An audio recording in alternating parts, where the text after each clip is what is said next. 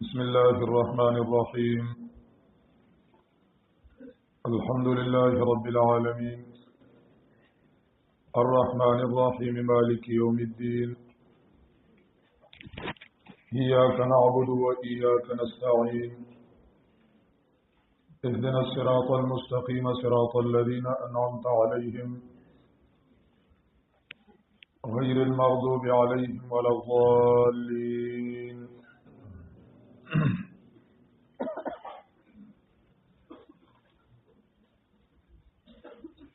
سورة الفاتحة کی بیان او د تعارف او د پیژنګلو د الله چې الله رب العزت د الله د شان مطابق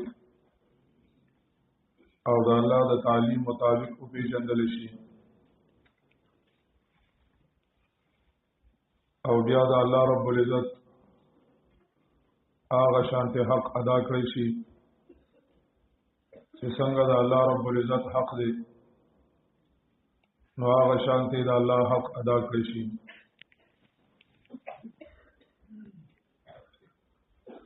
هغه کې اول دعوا الحمدلله سره هغه باندې څلور دلیلونه یو خالقیت د الله رب العزت چې خالق لكل شيء هو الله د هر یو چیز پیدا کوونکې صرف او صرف الله رب العزت دی. دویم دلیل ربوبیت د الله چې المربي لكل شيء هو الله.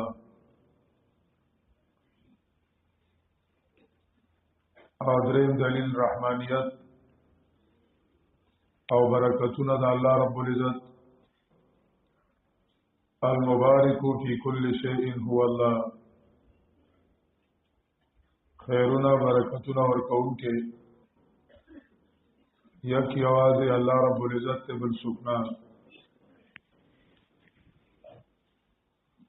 څلورم دلیل مالکیت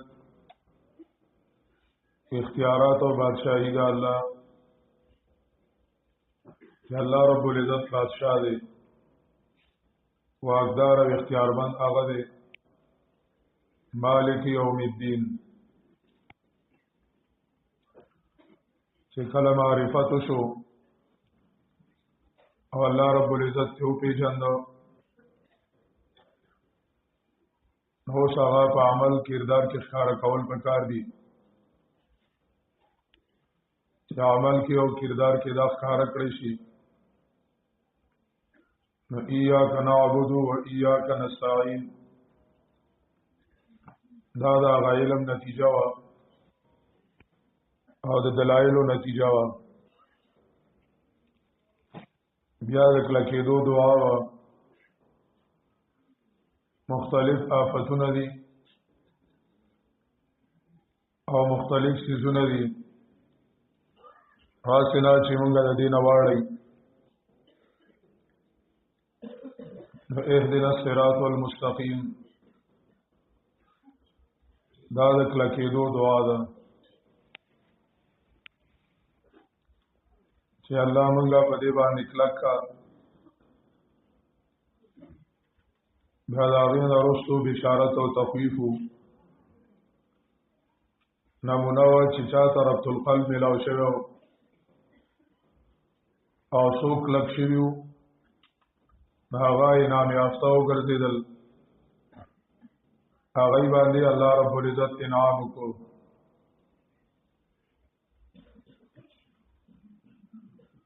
او چې چا د دې سره ضد او عناد وکړو نو هغه مغضوب او ضال شو.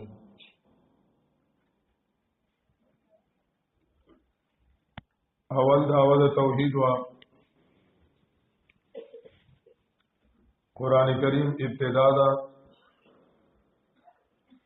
الحمدللہ باندې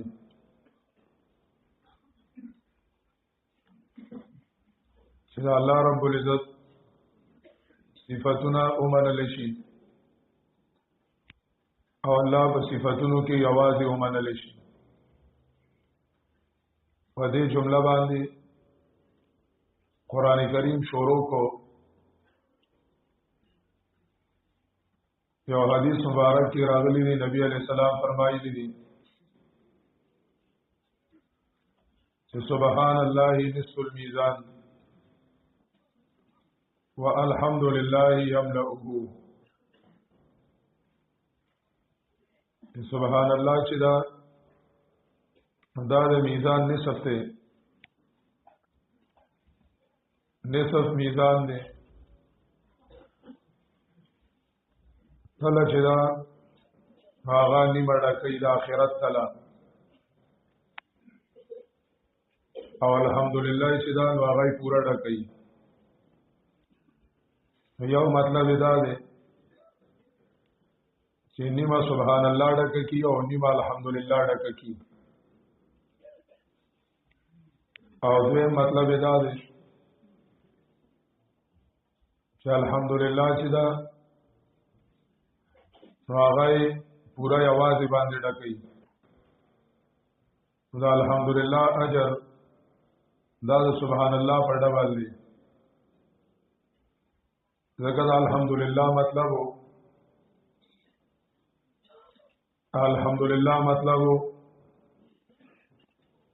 چې الله رب العزت له هر کمال ثابت دی. هر یو کمال الله له ثابت دی. کمالاتو کې یو کمال داو چې الله رب العزت د عیبونو نه پاک دی. نو په الحمدلله کې سبحان الله معنی شته دی. دا پورا تله هغه ډکې. حدیثو کې او قرآن کې چې اجرونه راځي مخکې مونږ ویلو دا د حقایق دي. دا الحمدلله حقیقت دا دی چې د زړه نه هر یو کمال او هر یو صفت الله لمنل. دا الله چې کوم کمالونه او صفتونه دي هغه کې الله یوازې ګڼل. دا د زړه حمد او په عمل کې چې کوم کارونو باندې الله رضا کیږي هغه په عمل کې راوستل، عمل کې هغه راوستل او عمل په هغه باندې خسته کول دا عملی حمدو. دا الله رب العزت خوخ عملونه هغه کول، دا الله د رضا کارونه کول. دا الله رب العزت د رضا کارونه هغه په هر ځای کې وي د ژوند هغه کول دیتا حمد ویل کیږي. حمد وتویل کیږي. الحمدلله کی چې کله داسې حمد راوي اعتقادي حمد او عملی حمد او د دې الحمدلله په مقصد باندې پوه شو دا پورا میزان دی. الحمدلله یملأه تملأه. دا ډیره اوچته کلمه وا، لویا کلمه وا. دا قران کریم په دې شروع کو. په دې شروع کولو کې یو حکمت دا دی چې په انسان باندې د الله معرفت فرض وو. دا د علم کلام مسله ده چې اولنې فرض په انسانیت څه شی دی. په انسان باندې اولنې خبره چې کومه فرض ده نو هغه څه ده؟ یو قول دا دی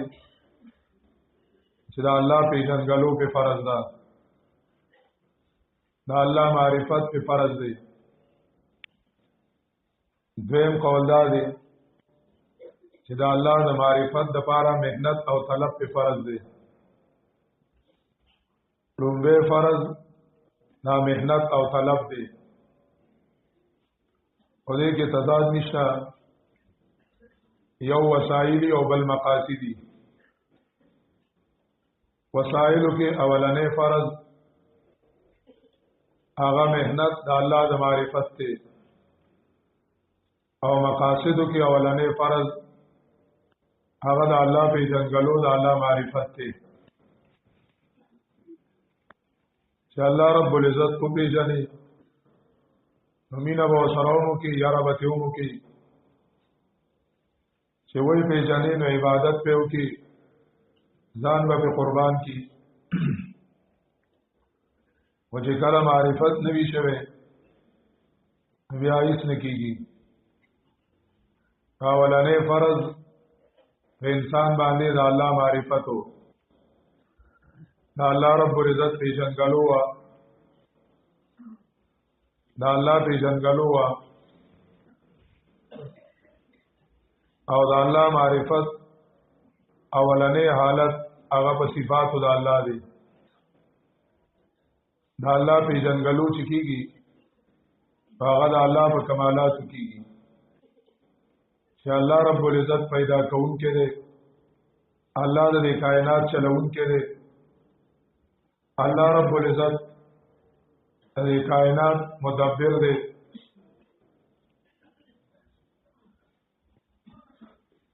الله عالم دی په دې باندې ول الله معرفت کیږي دا الله رب العزت د پیژنګلو طریقه د الله صفاتونه باغی ځان پوهه کول دي دا الله په کمالات باندې ځان پوهه کول دي او دا یو اهم علم دی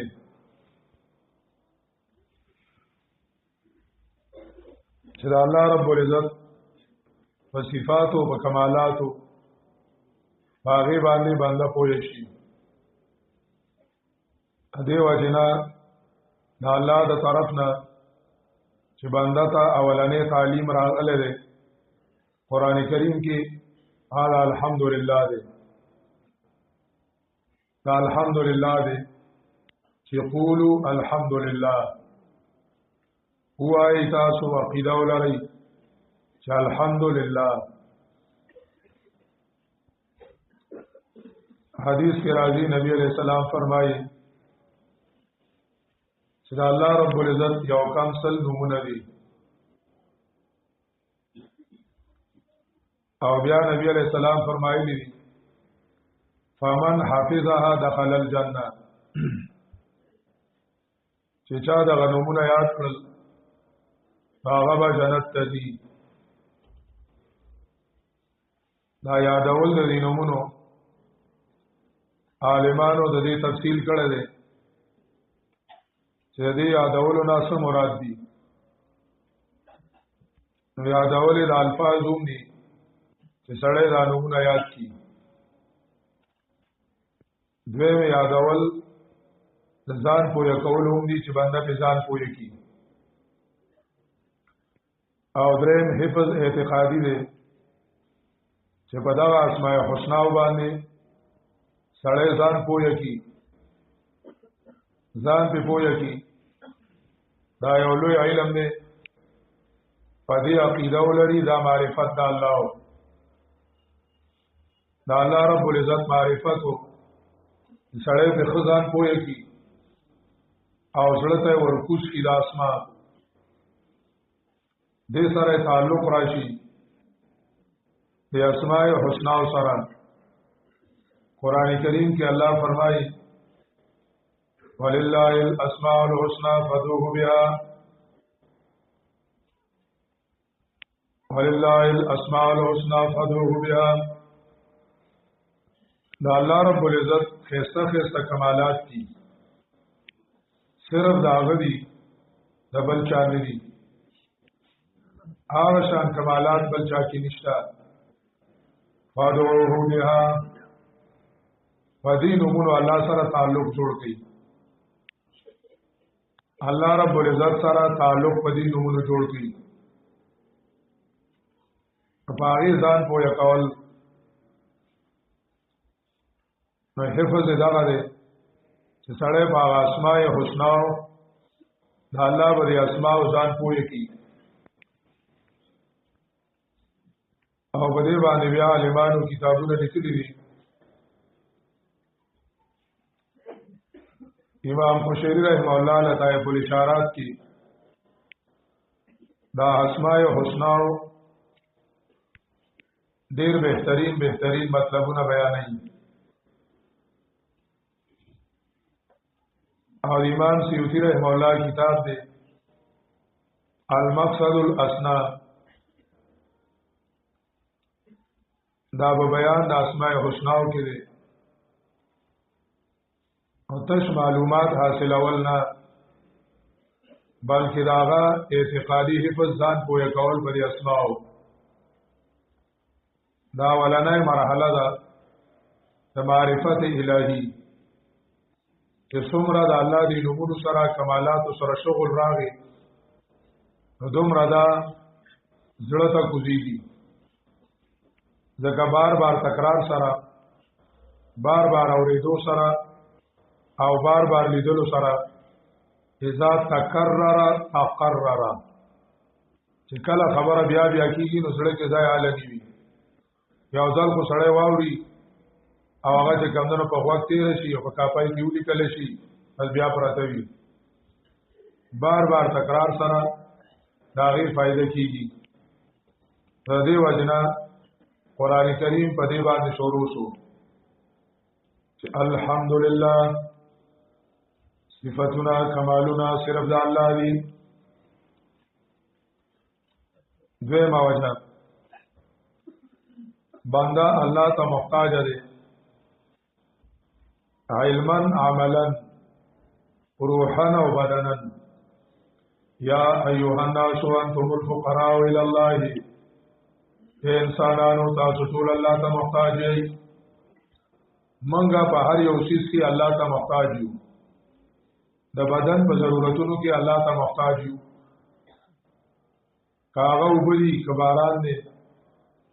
کاغه خوراک ته کجامه او لباس ته ومنګ ارڅ کې الله ته محتاج یو. منګه د روح په سيزونو کې پالنه کې الله ته محتاج یو. الله رب العزت ته محتاج یو. دارنګي علما او عملا زمونږ علم د الله نه دی که الله رب العزت ته زونه کی نو مونږه هیڅ نشو کولای. الله رب العزت ته زونه کی دا الله د طرف نه علم را نشي. وعلم الانسان ما لم يعلم ويعلمكم ما لم تكونوا تعلمون. الله ته محتاج یو. علم کې الله ته محتاج یو. الله رب العزت ته محتاج یو. عمل کې الله ته محتاج یو. حلال او حرام کم چیز موږ له فائدہ مند دي او کم یو موږ له نقصان دي. موږ الله ته محتاج یو. یو د حدیث کې راغلي دي نبی علیہ الصلوۃ والسلام فرمایلی دي چې الله رب العزت فرمایي الا كلكم عار الا من كسوته. تاسو ټول بربند وای جامې ما درکړي. كلكم جائع الا من اطعمته. هر یو وګي روړای ما درکړه. هر یو گمراه وای ضال الا من هديته. نو هر حاجت جامع زمانه غواړي فاستقسوني اکسکم استطعموني اطعمكم. روډای را غواړي درکوم نه فاستهدوني اهدکم. هدایت را غواړي درکوم نه. نو مونږه ټول الله ته محتاج یو. زمونږ د عقیدې کتاب امام طحاوی رحمه الله تعالی عقیدہ طحاویہ کی ذکر کړی دی متن کې چې کله چا د عقیده او د خیالو چې د ژوند په یو لمحه کې یو سکند کې زما داسې وخت راځي چې الله ته نه محتاج یم. په دا سکند او د لمحه کې دا الله رب العزت ته نه محتاج وای دا سړی مسلمان نه دی دا سړی مسلمان نه دی امام ابن قیم رحمه الله طریق الهجرتین کی ذکر کړی دی چې فقر صفت ذاتی د الله صفت ذاتی د بنده دی او غنا صفت ذاتی د الله دی الله هیڅ چاته نه محتاج او انسان په هر حالت کې او په سکند کې الله ته محتاج دی اوس مونږه خپل حاجتونه د الله نه غواړو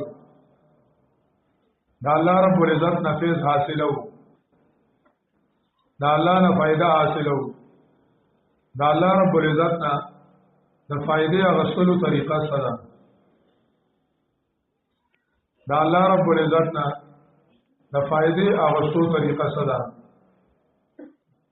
د الله نه د فیض حاصلولو طریقه هغه د الله صفاتونه دي په دې صفاتونو باندې د الله نه فیض حاصلای ولله الاسماء الحسنى فادعوه بها ولدعوا الله او ادعوا الرحمن ايما تدعوا فله الاسماء الحسنى ايما تدعوا فله الاسماء الحسنى د الله نه د حاصلولو طریقه هغه اسماء الحسنى دي خپل حاجتونه به په دې طریقه باندې پورا کړئ په دې طریقه به پورا کړئ بیا یو چې عام مفسرین کوم وایي او محدثین علما چې الله تعالی رحمانه بما رحمک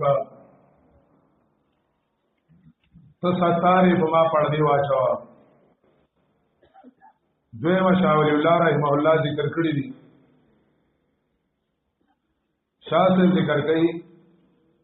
چې د دې طریقه دا ده اسماء الحسنا د وسیله کولو چې انسان هغه با اختیار مخلوق دی الله ولا د سيزونو د کولو طاقت او اختیار ورکړی دی په دې له خپل عملونو کې دا الله د اسماء او رنگ پیدا کی نقل لیو کی الله رب العزت رحمان دی په دې مخلوق سره د نرمۍ معاملې وکي او په مخلوق دی رحم وکي الله رب العزت په دې او خاص رحم وکي الله رؤوف دی نو دې خلکو سره د ترس معاملې وکي الله معافي کوونکی دی نو دې خلکو سره د معافي معاملې وکي الله حلیم دی دغه نه ناکام او حلم راشي لکه یو حدیث علما ذکر کوي تخلقوا باخلاق الله امام ابن تیمیہ دې حدیث سټیک نه وایي وې دا الله صفات اپ انسانانو کې دې شرات له محدثین وایي چې دا حدیث صحیح دی او دې مطلب دا نه دی چې ګینه د الله صفات بنده کې راځي خدای نه رنگ مراد ته صفات الله دا الله صفاتونه په اسباب به اسباب دي او د بنده په اسباب دي دا الله غیر محدود دي د بنده غ محدود دي بنده دې هغه رنگ په ځان راوړي د خپل وس مطابق به اسباب وي به محدودي د خلیفہ دی او د خلافت مطلب باندې رومي او نور دا ذکر کړل دي چې د الله د صفاتونو په دغه شي هغه د کار شي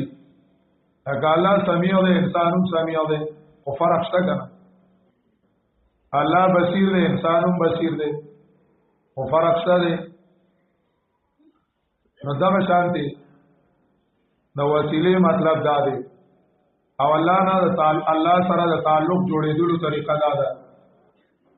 چې هغه رنگ په ځان راوړو دا الله د طرف نه فیض حاصل کی او خصوصي فیضان به در باندې وشي خصوصي فیضان به در باندې وشي. نو دیو جنې قران کریم شروع په الحمدلله تو درېمه وجدا ده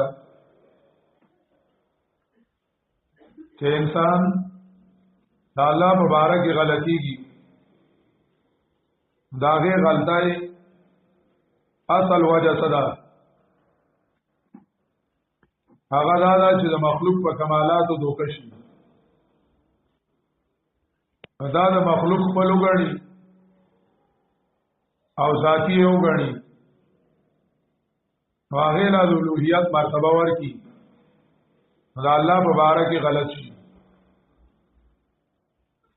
دا الله په معرفت کې اولنې گمراهي په مظهر دوکه کېدل دي چې په دې مظاهر دوکه شي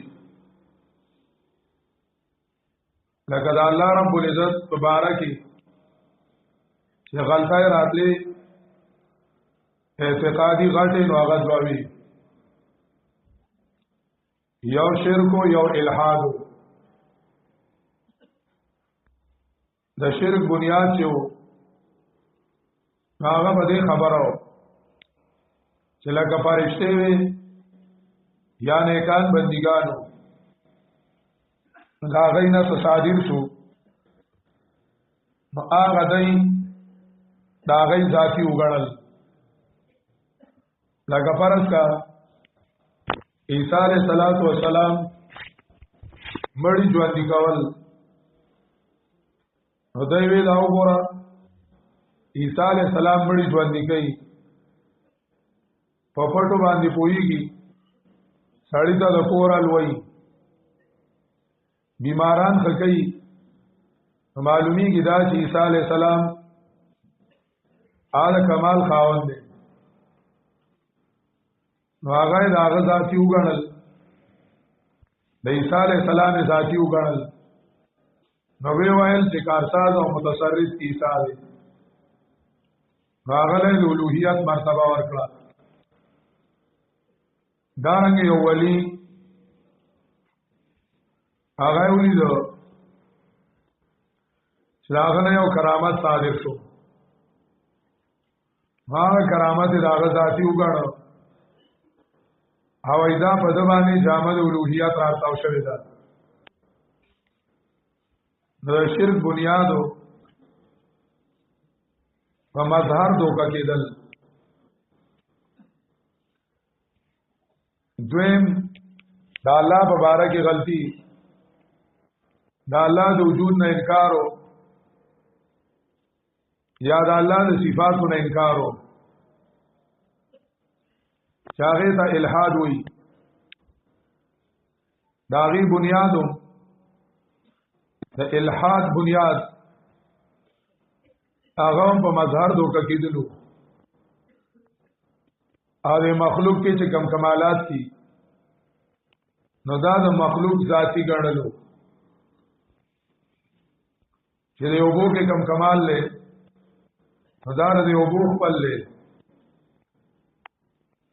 اور کې چې کم کمال لې نو دا د اور خپل لې دوايا کې ګولای کې چې کم کمال لې نو دا خپل لې نو دا غیر کمال هغه ذاتی وګڼو کمال ولا ذاتی وګڼو چې دا د خپل خپل کمالات دي ما د دې څوک چلاون کې نشته یا الله پیدا کړلو چلیږي اوس په خپل دا الله د صفاتو نه انکار وکړو د دې الہاد بنیاد هم دقاو لا کمالات د مخلوق په لوګړل قران کریم ابتدا کې دا څټه راوړو چې د شرک جوړې مغوسی شي او د الہاد جوړې مغوسی شي او خلق صحیح طریقې سره د الله معرفت کی او صحیح طریقې سره الله سره تعلق جوړ کی الله رب العزت سره تعلق جوړ کی نو وی ویل الحمدلله صفات د الله دي صفات د الله دي دلته کې قولو مقدر دے بیزاوی وی هذا وما بعده معقول على السنه العباد دا او دار روان چې سدي نو دا د بندګانو په جبه ویلي دي دا د بندګانو په جبه ویلي دي نو یقولوا الحمد لله تلقین القاب خداوندی دا الله د طرف نه چاولانه تعلیم راغی نو هغه تعلیم د دې خبرې راغی چې الله رب العزت صفاتونه وسنګ کوي او الله رب العزت په څنګه پیژني ظاهر کې دا خبر ده خدای انشاء دا انشاء یعنی صرف د دې خبر ورکول مقصود نه دي چې حمدونه د الله دي حمدونه د الله دي بلکې مطلب د دې دا دی چې د زړه نه د الله حمدونه ومني او په خپل باندې د الله د حمدونو اقرار وکړي د الله د حمدونو اقرار وکړي فاحمدوه دا الله حمدونه الله لدی خو تاسو یې ومنئ او تاسو یې بیان کړئ نو الحمدلله حمد استایلو صفاتونو ته وایي نو صفاتونه د الله دي نو زمونږ هم صفاتونه شته لکه پلان کې خپل एकदम لوړ دی سور سپین دی کول سترګې دي پوزای دا کول تابعدار اولاد دي چې کله کبډي کوي نو خولي کبډي کوي کرکټ کې چاکا خوي دا صفاتونه مونږ هم نه یو بل کوو مونږ هم نه یو بل کوو نو قران څنګه وایي چې الحمدلله صفاتونه د الله دي دا دې په مطلب دی یو چې الاسلام جنسی شي معنا بداشي الحمدلله صفاتنا چې دین دا ټول د الله دي یعنی په دې دنیا کې چې کم یو صفات کوونکې او کم یو ټیم کې او کم یو ځای کې د چام صفات کوي نو دا په حقیقت کې د الله دی هر ستاینه کوونکې تکمور لګیا دا او خپل بچی ستای د خانک په غاړه دارنګ یو شاګرد لګیا دی هغه د استاد صفت کوي یو ګلکار لګیا دی د سولی او د طرفه صفت کوي دارنګ یو زمیدار لګیا دی هغه د لور رندی او د غوی صفت کوي یو څنګه لګیا دی د وګو صفت کوي یو ګل لګیا دی د روډای صفت کوي یو مریض لګیا دی د ډاکټر صفت کوي نو کوم یو صفت کوونکې چې په کوم ځای کې د چا صفت کوي دا په حقیقت کې د الله دی صفاتونه چې دین د الله دی په دې دا سوال راغی چې دا صفاتونه کومنګا د ځلې صفاتونه په الله سره مناسب نه دي لکه یاره دا ډاکټر کولې ستنوي باندې سړی خوګی نه لاس سپکته دا تعالی لوي شي پلان کې ډیر خپل چکاوي کرکټ کې دا تعالی لوي شي پلان کې اولاد تابعدار دي دا تعالی لوي شي چې توای چې صفاتونه دي نو دا الله دي هغه دې جواب کوي چې مطلب د دې دا دی چې د دې صفاتونو ورکون کې اختیارمند الله دی یعنی دا صفاتونه کته دی او ډاکټر کای دی او عالم کای نو د دې حقیقت کې ورکون کې الله دی دا د ذاتی نه دی خپل نه دی خپل نه دي دا د په اختیار کې نه دي کو صلی الله غواړي نو دنه به داستر کې والی کو صلی الله غواړي نو د ډاکټر نه به قابلیت والی نو یو دا دی چې دا د خپل نه دي او دویم دا دی چې دا د په اختیار کې نه دي دې ورکون کې اختیارمن الله دی ورکون کې اختیارمن الله دی حمد را باسو نسبت است درست باہر در کے رفت برداری توست حمد را باسو نسبت است درست باہر در کے رفت برداری توست بس هر څه تا ګوري داغین دا الله معلومیږي داغین الله معلومیږي ذکر ټول صفاتونو خالق الله دی ایام سسک الله بذر فلا کاشف له الا هو ويردك بخير فلا راد لفضله هر څه الله کوي دا الله رب العزت ورکون کړي دا نعمتونه حقیقت کې دا الله دی هر چې بینم درجان غیر تو نس یا تو یا خوی تو یا بوئی تو هر چې بینم درجان غیر تو نس یا تو یا خوی تو یا بوئی تو چار طرف تګورم بس اللہ رب العزت آغا معلومیگی بسا میری نظروں میں تو اسی قدر ہے جدھر دیکھتا ہوں ادھر تو ہی تو ہے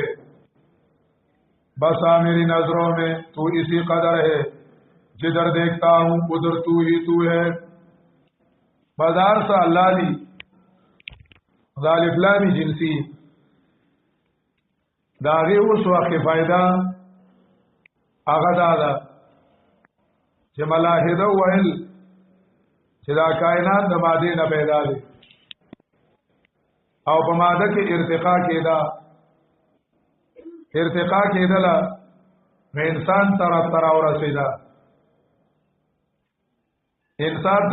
رسیدا او دا هر څه د ماده نه پیدا دي او بل څوک د دې پیدا کون کې نشته په قران کریم ابتدا کې د نظریه ارتقا را دکو چې ماده کې هیڅ کمال نه دا کمالی انسان ته څنګه جوړ شو ماده کې هیڅ زور نه دا زورور حیوان ته څنګه جوړ شو ماده کې هیڅ یو نور نه ظلمانی و رڼا بګې نه و دا نورانی عالم او نورانی دوار ته څنګه جوړ شو دا ته څنګه جوړ شو دا خبره غلطه وا کمالات د الله دي د کم کائنات کې چې تاسو ګوري دا د الله د کمالات او فیض دي دا فیضان د الله د کمالات چرته چې کوم دنو الله رب العزت حیات را ورولې دي چرته سما چرته بصر علم پویا دا د الله رب العزت د طرف نه دي دې باندې دا فائدہ وا چې یو سړی د ګولای نه متاثر نشي د سیرپ نه متاثر نشي یو سړی د ډریپ نه متاثر نشي چې داګنی مال دې ډریپ وکړ یا دې ګولای فکړم دوبو نه متاثر نشي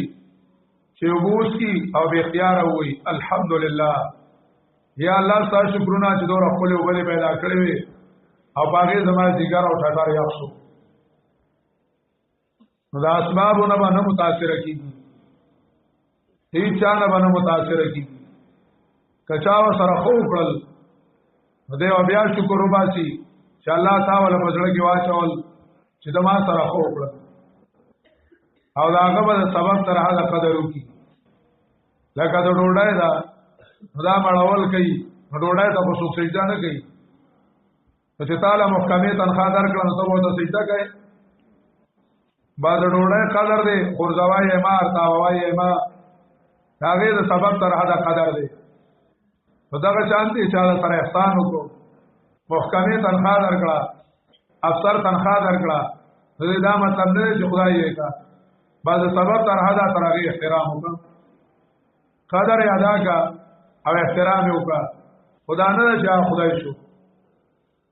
خدای شو پټی دا غنم دار کړل نو پټی ته سجده کوي چې امریکای غنم دار کړل هغه ته سجده وکړي هغه ته ونه سجده کوي سبب تر حدا داری او چیز احترام دی سبب تر حدا دی نو دا یو مطلب وو چې کمالات د الله دي کچا د سره احسان وکړو نو دا په حقیقت کې چا کړل دی الله کړل دی الله ولړا چوکړه چولې دي ته هغه مې احترام وکړه قدر وکړه واصل احترام د چا دی دا الله رب العزت دی دا یو مطلب وو چې ټول کمالات چي دي خدا د الله رب العزت دی چې الہات ختم شي الہات چې کمنو ختم شي او د اسباب ته سجدي کول اسباب ته الوهیت مرتبه ورکول هغه چې کمنو ختم شي دوی مطلب چې صفاتونه دوه قسم دي یو صفاتونه هغه د بنیانو مناسب دي د بنی آدمو مناسب دي چې هغه په اسباب دي او محدود دي د بندګانو صفاتونه یو په ظاهري اسباب دي لکه چې ظاهري اسباب نیوي نو لیدل نشي کولای سترګو باندې پټای راواله نو لیدل نشته وای تاړه نو لیدل نشته غوګونه پاغي لیدل کوي اوریدل کوي فجبا وایل کوي پخور اسیدل کوي د باندېګانو کارونه ټول په اسباب وي چې اسباب نه بیا نه اگر سورۃ الاعراف یوصل 95 195 کې وایي علم ارجل یمشون بها ام لهم ایدی یبطشون بها ام لهم اعین یبصرون بها ام لهم آذان یسمعون بها تاسو چې چاته رامدد شوای او تاسو توای چې راورسي او مخلوق دی او مخلوق چې کار کوي نو په اسباب وي راغي اسباب چې راورسي اسباب نشته نو څنګه راورسي نو دا یو ظاهري اسباب د مخلوق چې څه کارونه دي دا په ظاهري اسباب دویم دا چې د مخلوق کارونه محدودي د مخلوق صفاتونه چې او کمالات په دا محدودي کله دې نه نو محدود دي یو خاص ځای پورې لیدل کوي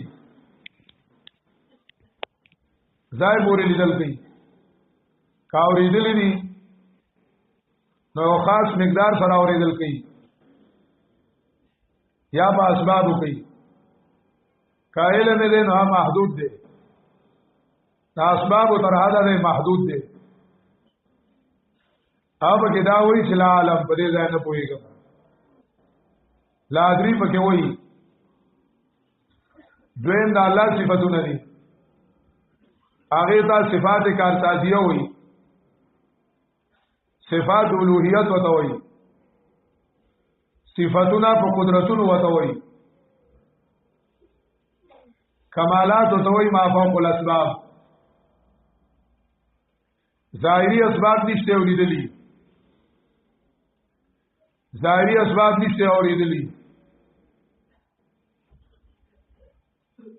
او بل داغی صحادم نشتا لکه اوس ته په زړه کې یو خبر اوکا والله واورېدا ته دومره په مزه وکا چې هغه ستا غوږونو نه اوریدلی والله واورېدا دومره نری دی او شي دومره نری دی انتهایی نری دی نخکاری ته په خوردبین باندې ویني الله رب العزت دا شان ویني د نارینه نری شي الله تخکاری دا الله رب العزت لیدل اوریدل هغه لپاره څه شرطونه نشته دا هغه لپاره څه حد باندې نشته دا د الله کمالات دي مشرکانو دا الله رب العزت صفاتونه مخلوق لا ور کړیو دا الله صفاتونه مخلوق لا ور کړیو او مخلوق دا الله سره یې صدر کړو لکه یو سړی بدلتاو او هغه وویل رامدد شلی ازوانا بغداد شاہی میرانا اے نام تو پالوانا مانی ولی لمن ستادا مددی زینا تر بغداد پوری دے سنگ آوری دیشی یا ویرو پیر بابا پنی کئیشی موبایل سیٹنگم نشتے اگر سارا خبر کی او دام دا چکے دیشی خاوری شوی او دوت آوازو نکائے اوازونه کوي فال دې ځای خبره څنګه واورېدا دا اورېدل بغیر اسبابو دا د الله صفاتو چې زبان د کمره کې بلاس نوشت کړی دي او یا الله زما فریاد واورا الله زما فریاد اوري خوا کې ملګری ویښ ناشته هغه زمانه دوانه نه خبرېږي چې دې څه وایي او زما مولا زما خبر اوري زما الله زما خبر اوري دا سي اوریدل او دا سي پویا مخلوق لویل دا د الله صفات ورکولو هغه دا غلطي کړې و چې الله رب العزت کمال او د الله صفات مخلوق لور کړو دا الحمدلله به مطلب دا دی چې صفاتونه د الله دي الله چې کمزان له صفاتونه قران کې ویلي دي قران کې ځان له صفات ویل لري لکه سورۃ النمل آیت نمبر 65 کی صفات علم غیب قل لا يعلم من في السماوات والارض الغيب الا الله قل لا يعلم من في السماوات والارض الغيب الا الله عالم الغیب الا الله نشتا الحمدلله قران کې چې الله کوم صفاتونه ځان لوړې دي دارنګه سورۃ الانعام او سورۃ یونس کې صفات مشکل کشا ویل دي ایام سکلّا بذر فلا کاشف له الا هو ويردك بخير فلا راد لفضله مشکل کشا الله دے داتا الله دے وایام سکا بخير فلا راد لفضله مشکل کشا الله دے داتا الله دے غوث او فریاد رس الله دے فلا صریخ لهم فلا ينقذون فلا صریخ لهم خالق پیدا کون کے اللہ دے حل من خالق غیر اللہ نعمت کون کے احسانات کون کے اللہ دے دا نعمتنا صفتنا چې قرآن کریم کې الله ځان لویل دي دا صفتنا مخلوق لنوای پدې کې الله رب العزت یواز دی او منفرد دی نو الحمد لك حدیث کې راځي ربنا لك الحمد كما تحب وترضى ربنا لك الحمد كما تحب وترضى لکه رشیدیه د مناظرې چې دا هغه کې وایي دي کما یحبه و یرضاه هغه حمدونه چې الله ځان له خوښ کړی دي کما یحبه و یرضاه نبی علیہ السلام وی ربنا لك الحمد كما ينبغي لجلال وجهك وعظيم سلطانك ربنا لك الحمد كما ينبغي لجلال وجهك وعظيم سلطانك الله تعالی رحمت ندی چې څنګه ستاسو سلطان او جلال سره مناسب دي چې الله د شان سره څنګه مناسب دي عبد الله بن عباس رضی الله تعالی عنہ هغه وویل او معنا وکړه چې والوحده الشکر والوحدانیت والالهیت لله والشکر والوحدانیت والالهیت لله خدای ته د الله دې الحمدلله هغه صفاتنا د الوهیت اللهم لا احصي ثناء عليك انت كما اثنيت على نفسك خواله او صفات چې الله مناسبي ابرګرام شیخ ابراهیم الله تعالی فرمایل چې دا هر چا دغه مناسب صفات وي لکه یو ټکی له خواله مخواله د لوډ سپیکر خپل له د قلم خپل له د موبایل خپل له د خر خپل له د موټر سایکل خپل له د ار یو مناسب خواله دی د ار یو مناسب دی او د قلم خ قلم دی نو باندې یتیم نه کوي جذبات هم نه کوي چې لیکل کوي نو باندې یتیم نه کوي چې ته لیکي هغه وی نه لیکم دا او چې ته لیکل کوي او چې درس چې ټوله سی په کاغذ راټاو کی یو والا سب لګا راولي ا موبایل خواله دا دی چې خبرې بګیدي او راضي صحیح دا چې خبرې کوي او دومره چې وباسي چې هغه په خپل او موري کله موبایل دی نوم به ووري کېږي چاغي کی आवाज نه دی یا دا غاړه کی आवाज نه راځي کله وخت کوي او کله خپل تا کوي دا غیر خپل خواله لري دا یو مناسب خپل خواله وي نو الله رب العزت صفات ته او د بنده صفات ته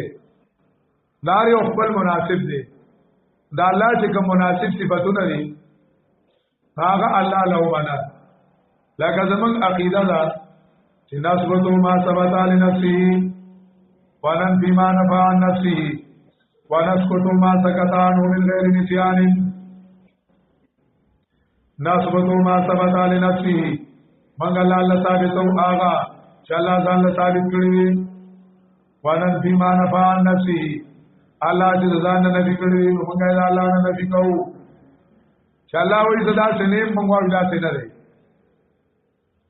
ونسكت ما سكت عنه من غير نسيان او د سنن الله غلې پاتې شوی دی دا نه چې دا غنه یو هغه ته غلې پاتې شوی دی بس موږ هم غلې پاتې کی یعنی چې کوم تفصیل نه کړي موږ هم بلندو منو بلندو یې منو نو الحمدلله مراد حمد چې لایق د الله دی په حمدونه ټول شو یو حمد د عبدیت شو او یو حمد د اولوہیت شو یو د بنده ستاینی دی بڑا خود بنده دی کنه او دویم د الله ستاینی دی هغه ستاینی هغه صفاتونه چې الله قران کې ځان لویلیو هغه صفاتونو ته اولوہیت صفاتونه وایي د خدای توپ صفاتونه وته وایي صفاتونه په قدرتونو صفاتونه د کارتازیت هغه د الله دی اوستوای چې قلم د زید دی د دې څه فائدہ شته قلم د زید دی نو قلم د زید خود د چا دی د زید دی په دې اسناد کې څه فائدہ ده نا غلام وله قلم د زید دی د صفاتونو د الله دی د صفاتونو د الله خو د الله دی بیا به صلاح حکم لګای شي لله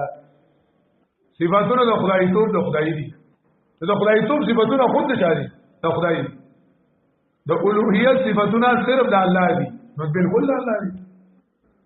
دا دوباره ویلو ته ساجت دی اصل کې مونږ وایل چې دې کې مقصود رد شرک دی او د الله د اختصاص دی دلته حصر مقصود دی دا مطلب نه چې صرف ثابتې یې چې صرف څه کې ثابتې یې چې ګنې صفاتونه د الله د چا دي د الله دي دا مطلب نه دی صفاتونه د الله خو د چا دي د الله دي او دلته مقصد دا دی چې صفاتونه د الله صرف د الله دي الله سره پکې شریک وي صدر مشرکانو د الله صفاتونه بل چاله ور کړو نو مقصود پکې حصر دی تبه وای چې دا ساده کلام دی دې کې دلیل له حصر سره دلیل له حصر سره نو دلیل له حصر یو دا مقام دی کله مونږ دلته د الله صفات کو د الله څخه صفات کو او کله الله د صفاتونه د الله نه علاوه په بل چا کې شي په دې کې الله کمال معلومیږي نه معلومیږي علاوه معلومیږي چې دا صفاتونه صرف او صرف د چا شي دا الله شي نه یو دا مقام تقاضا کوي مقام تقاضا کوي چې دا صفاتونه یوازې د الله دي صفاتونه یوازې د الله دي صحیح ده نه دویم علام للاختصاص الحمدللہ صفاتنا د الله صرف د الله دی د بل چانا صفاتنا د اولوہیت لله صرف د الله دی اولوہیت صرف د الله دی د بل چانا علام د اختصاص درم جمال د جامی د جامی اشیاء هغه قاعده ذکر کړی دا چې مبتدا او خبر دواړه معرفي وي دواړه معرفي وي په دې کې حصر مرادي او چې کوم ذلانی دا په دې بل پورې خاصي دا الحمدلله کې دا حمد دا په الله پورې خاص شو دا ذلان په دې بل پورې باندې سوان قدم او خیره الحمدللہ صفاتنا د خدای توب او صفاتنا د الله صرف د الله دی سلام قران کریم کې یو قاعده ده او دا یاد لرا ته قران کریم یو سره ده هغه دا ده چې کله قران کریم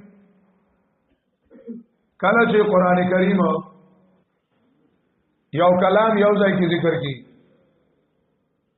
او دغه خبره قران کریم په نور ځایونو کې ذکر کی او قران کې په یو ځای کې باندې کې حصر راغلو